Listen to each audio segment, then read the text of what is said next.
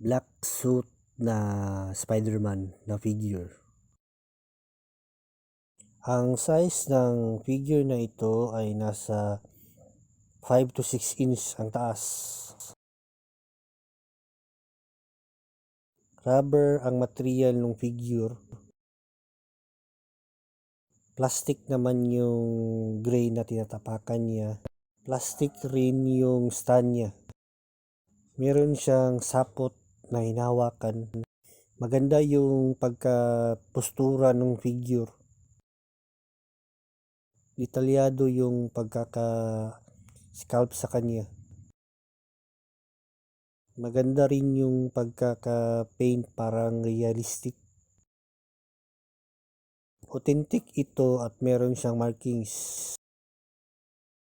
Wala lang siyang box pero maganda siyang